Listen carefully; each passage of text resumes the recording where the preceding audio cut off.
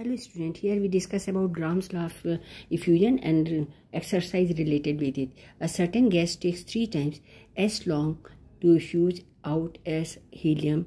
Its molar mass will be 64U, 9U, 27U, 36U. This is whatever in the paper written, I have written that. Okay. Now, I am Veena Dikshit. If you like my video, please subscribe my channel. Here we know about Gram's law of effusion. Rate of effusion of a gas is inversely proportional to the square root of molar mass.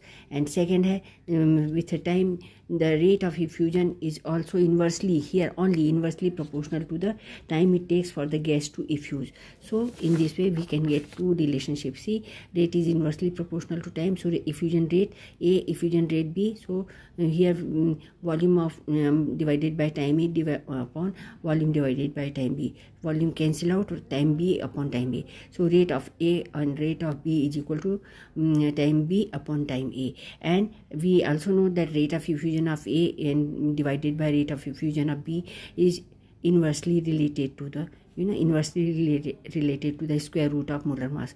So rate A upon rate B is equal to square root of mb upon ma. Now we can equate time b upon time a is equal to square root of mb upon ma. That formula I used over here. So T gas, time of gas A, and time of helium, time taken for effusion. T gas, time taken for effusion of unknown gas, and T is helium, time taken for effusion of helium. So the under root of the square root of mg gas, unknown gas, upon m helium. Okay, now what we have to do here, we know that step 2, T gas upon T gas is taking 3 times of helium, means helium goes eject out faster as compared to T gas. It takes unknown gas takes 3 times of the rate of the time taken by the helium. Okay, so we will put the value and of molar mass, and we'll get molar mass of helium is equal to 4 gram per mole. We know this, or 4 AMU in molecular mass.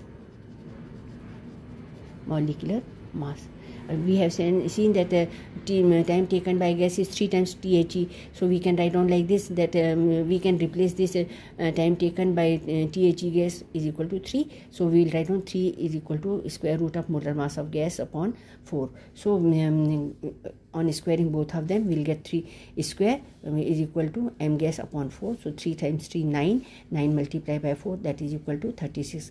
Here 36U, because molecular mass is given, so 36U is the correct option. Okay, so in this way we are equating the equation and input the value, and you will get